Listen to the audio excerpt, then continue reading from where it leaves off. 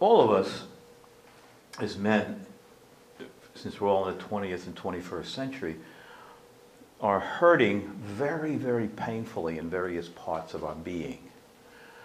And nobody knows it, usually, because we're guys. No. Women, say, oh, Jennifer, I just can't take it anymore. My father raped me. Nobody's going to talk like that. No guy in his room is going to say, hi, I'm Bob, and my father raped me. Okay? You might tell a therapist. Maybe. Yeah, so when I was a kid, yeah, Doc, and I said, how was it with your peers? Oh, okay, they wouldn't let me play basketball or anything, and they thought I was too skinny, but that was okay, because I just went home and read a lot and prayed, and everything's fine now. Or, yeah, how about the girls? Oh, the girls, yeah. Well, I got a lot of abuse from my older sisters, and my mother kind of always say, just like your father, you have no brain. But I got over it. You all guys we get over it. We're tough. We get over it. And how was your father? For 99% of the men in America, father? Huh. He was all right. He was drunk all the time, beat my mother, or didn't talk to me, or this. This is constant. It's extremely rare that I meet a guy in my office or in these conferences that is not walking around with heavy stuff.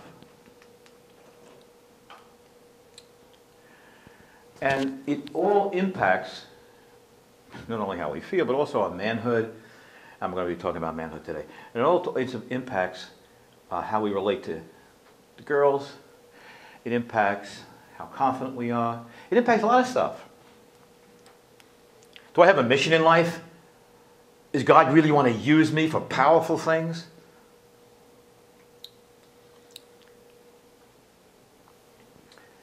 And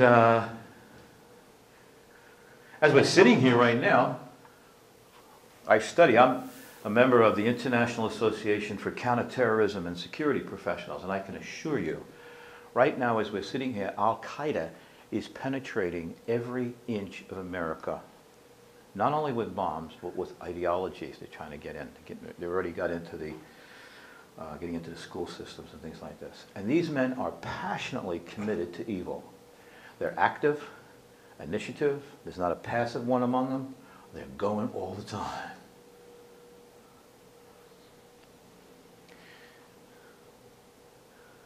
Good men. Good men. When we are afraid of evil, oh gee, oh no, oh, gotta be careful. I just came back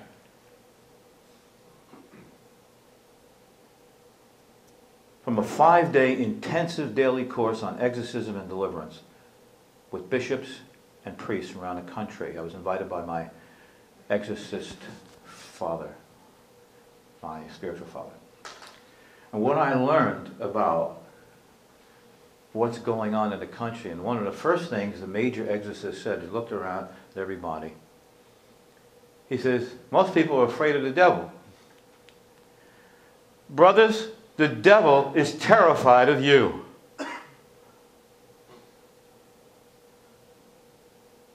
Then they told us a prayer to say. If you say, I bind you by the authority of Christ, get yourself out of here, you pathetic little bastard. Get out. He has to go. I did it 4 times in the last year. I said that over a lesbian bar, closed down a week later. A sex shop, closed down a week later.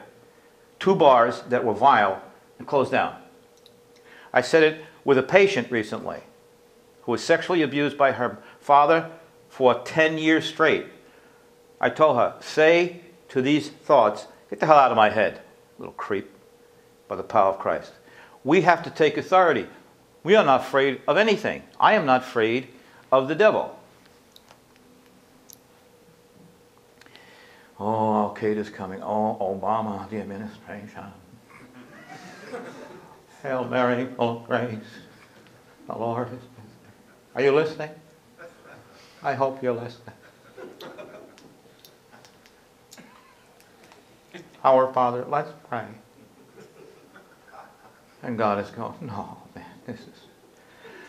Fellows, where are your balls?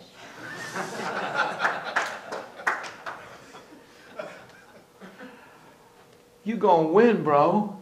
Were you gonna step out of that boat? Are you gonna start fighting? I'm reading about Joan of Arc. I fell in love with her last night. I actually did. My heart went jumped out. Mark Twain. This is my best book I've ever wrote. All based on the true trials and true documents.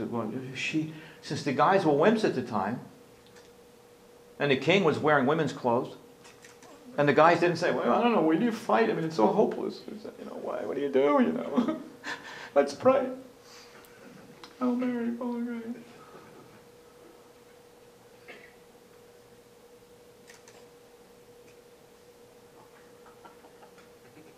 That's what we're doing.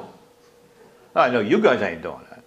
You know, I can tell, especially this guy here. He's doing it, but the rest of you guys aren't doing it.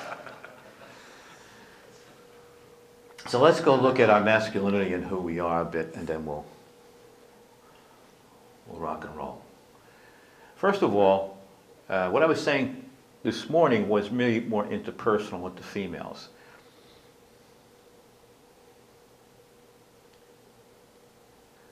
But the essence of masculinity, listen carefully now, this is science discoveries. One of my students was just awarded a doctorate in Rome based on, he was a student of mine at JP2, he wrote a book on masculinity. The science and theology and philosophy of masculinity. It's the definitive work. It's impeccable. He ends with the last chapter, says, the essence of masculinity is holy, powerful fatherhood. Whether you're single or married.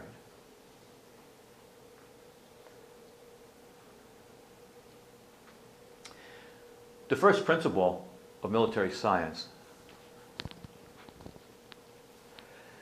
is that the platoon is supposed to discover who the real leader is, not who the appointed leader is. Who do the men really follow? Love, trust. Who's the real leader? Find him and kill him, preferably in the presence of his troops. Oh boy. Now the troops are going, whoa, whoa, whoa, whoa, whoa. They got the captain. They got the Pope. They got Father John. They got all these married men masturbating to internet porn, drinking, divorcing, yelling, screaming. Satan, as I learned from The Exorcist, have lieutenants, sergeants. They have a military structure that's very highly disciplined and very structured. You can see it during an exorcism. Little guy comes in, and just get rid of him quick. And then a lieutenant comes in, he's a little tougher. The captain comes in. What do you want, priest? Filthy priest. You can't take me on.